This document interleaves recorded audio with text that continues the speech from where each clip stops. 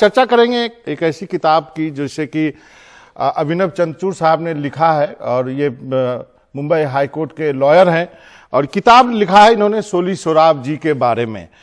Sir आपका बहुत बहुत शुक्रिया, आपने वक्त निकाला एनडीटीवी से बातचीत करने के लिए।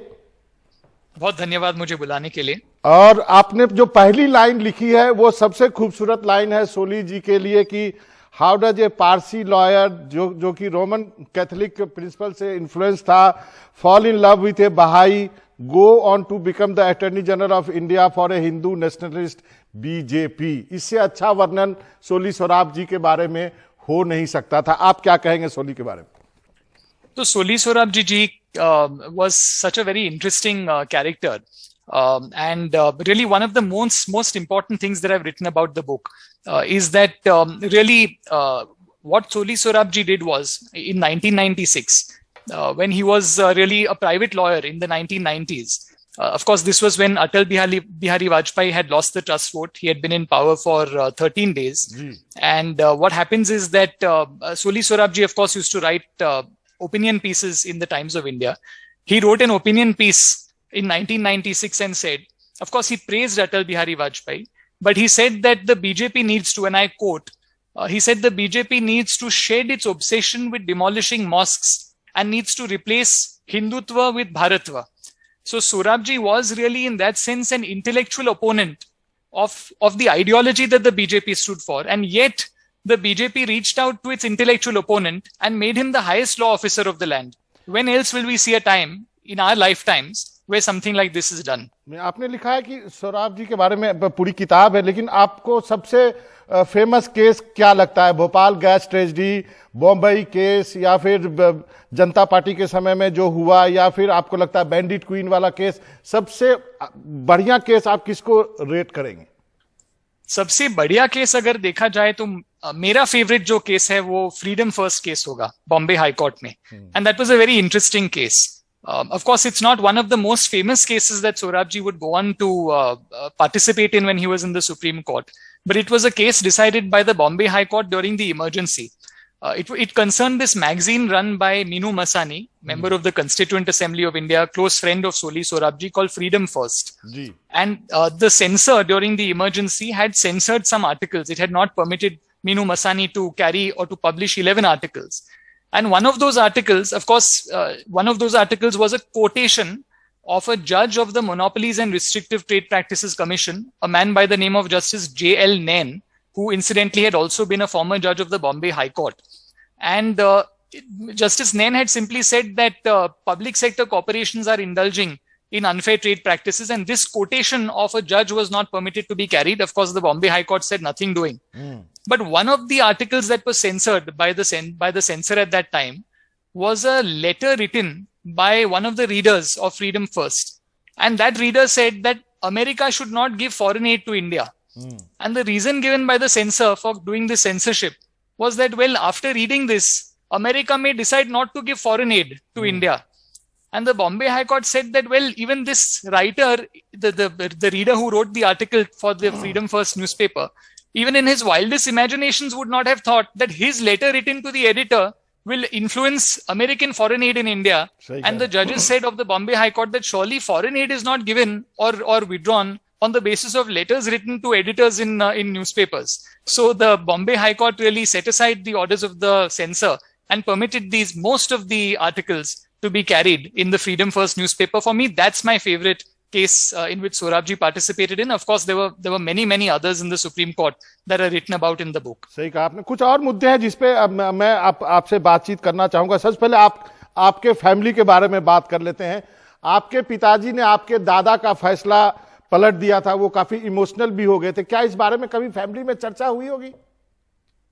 Well, of course, we always knew that, and my grandfather had also always said that he felt that the decision that he had rendered in the habeas corpus case was incorrect. It was a very proud moment in the family when that judgment was overruled, and it was overruled by my father. It was a moment of great pride. Our chest swells with great pride when we think of that. It was a wrong decision; it had to go, and it's a great thing that it happened. It was overruled in the manner that it was. ठीक है sir, Hindi में बात करें तो ज्यादा अच्छा रहेगा। नवंबर में आपके पिताजी भी चीफ जस्टिस ऑफ इंडिया बनेंगे। एक ही परिवार में दो चीफ जस्टिस ऑफ इंडिया, मतलब घर में तो बहुत प्राइड फील होता होगा आप लोगों को जब इकट्ठे बैठते होंगे तो।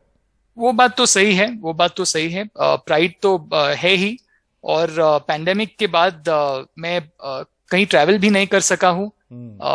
शायद 2019 में मैं आखिरी बार फ्लाइट में गया था, तो नवंबर में जरूर एक फ्लाइट लूंगा और बंबई से मैं दिल्ली जाऊंगा उन्हें उनके उनका स्वेरिंग इन देखने के लिए। पर तब तक तो मैं बंबई में ही रहूंगा। अच्छा, एक और जो आज खबर आई है कि सरकार जो है वो राजद्रोह का कानून जो है उसको वापस लेने के का मन बना चुकी है। इस पर आप क्या टिप्पणी करेंगे?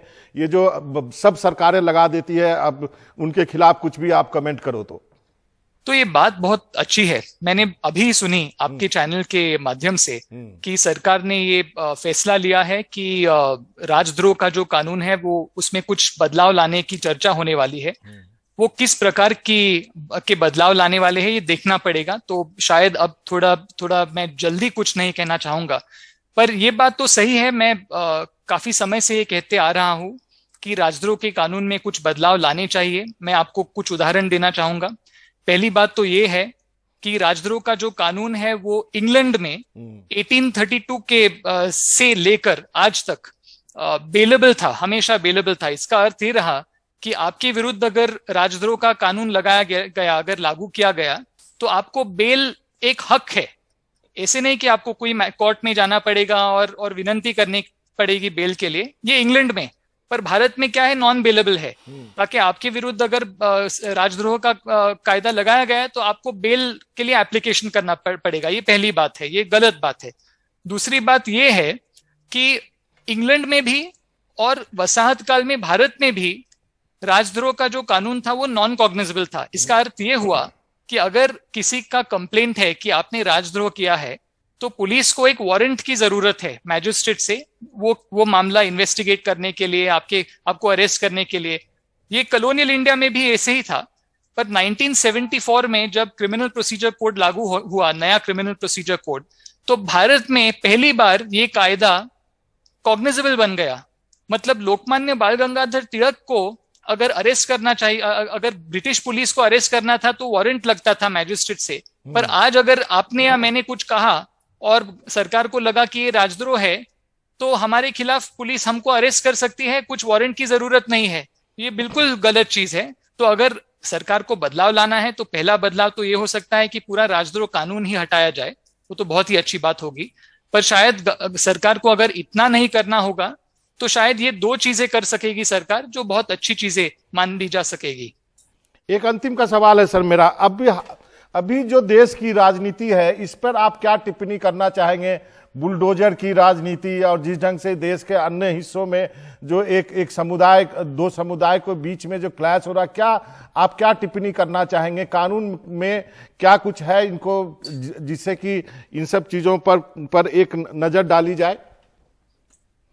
मैं वकील के तौर पे लॉ प्रैक्टिस करता हूँ। राजनीति के बारे में तो मुझे खास कुछ मालूम नहीं, पर मेरे किताब में मैंने अपेंडिक्स में कुछ कविताएं छापी है जो, और एक्सर्प्ट्स छापी है कविताएं के। सोराब जी साहब की मनपसंद कविताएं थी और उनमें से एक कविता है रविंद्रनाथ टैगोर की। और रविंद्रनाथ टैगोर ने कहा था कि none shall be turned away from the vast shore of humanity that is India. और वो शायद हमें आज याद रखनी चाहिए वो कविता। जी, आपका बहुत बहुत शुक्रिया अभिनव सर। ये किताब सच में अच्छी है।